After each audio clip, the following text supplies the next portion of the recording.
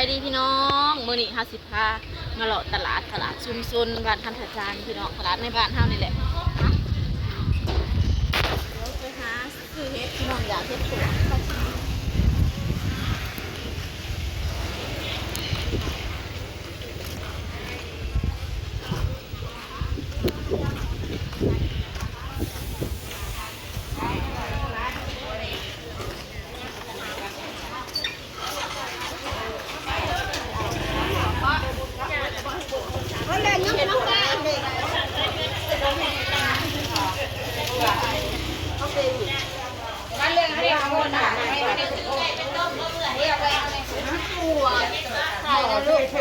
เฮ็ดปวกเฮ็ดละโ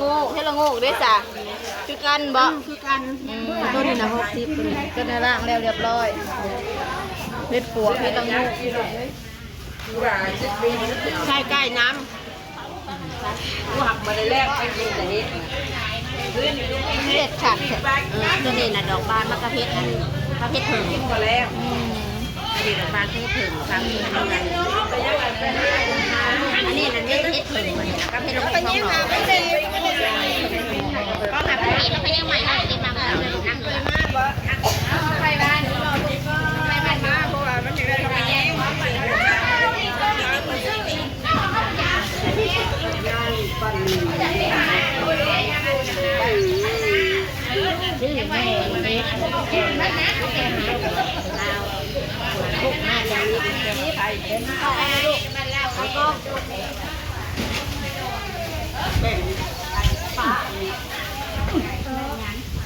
ได้บักทั่วน้ำน้ำไปค่ะ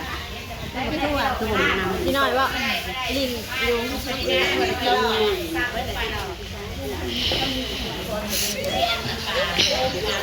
เป็นตัวสร้างแต่ดอกอันนั้นแม่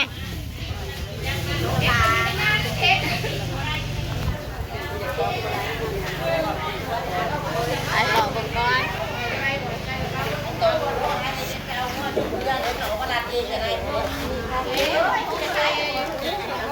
พันอันนี้60เราจะเอาใส่ผักแต่มันคือผักมันคือมัวมันเพอฮักกันมาซีนาง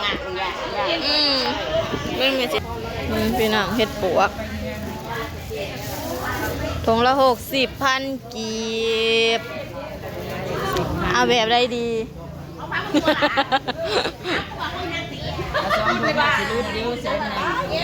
เช็ดหนึ่งบะกินให้มันอิ่มไปเลยไม่นั่งงงจูมได้หลายนะถ้ากระงาเพราะมันหุบหู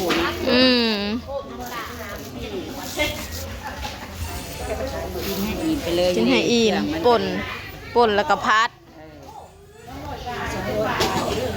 เฮ็ดพี่น้องก็เฮ็ดปวกบานนี่หน่อยคลิปมาปวกเฮ็ดปวก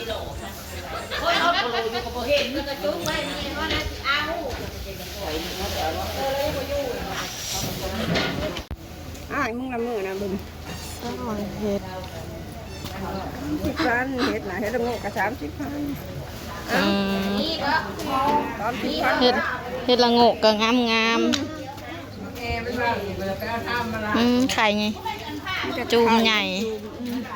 เอาเลยว่าคันนึงไปนะเอามาเพื่อกูได้ปันนึงบอกขึ้นไปเมื่อก่อนเขาหาบุญน้ำมันมีน่ะเรื่องมันหาบุญมีเปลี่ยนไปแกงสี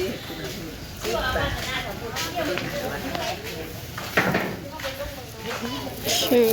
ไก่ยิ่งเอ็มเลยนะว่ามันมุ้งลงก็พันลมยิ่งพันลมมันล่าเดี๋ยวเอาไปไหวก่อนพี่น้องซื้อเฮ็ดกับซื้อไก่ไก่มีกับซื้อไก่จ้าซื้อเฮ็ดปวกกับไก่ปลาบ่ได้เอามาครับนะเอายังบ่ได้แล้วเฮ็ดปวกพี่น้องกินให้อิ่มไปเลยจ้ะ คือยังอีกโอ้หิวเขาได้กินยังพอแหละ ขนมซื้อขนมขี่ม้าก่อนเถอะยังบ่แล้วพี่น้อง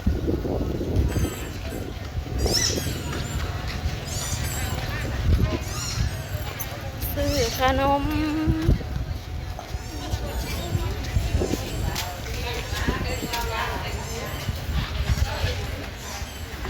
ยายแดงเนี่ยขี่ม้าอยู่บนไดน้องนะเอาไงแน่มีเงินจะพันปะเอาหูเลยไ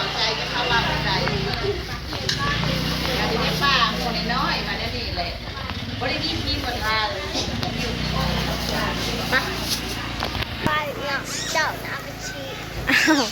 ไรเมื่อบัดนี้จ้าได้แนวกินตามที่ต้องการแล้ว เอาแบบเทียน นี่เนาะ เก็บไว้ให้เขาเดี๋ยวจะเอาไปซื้อยังไง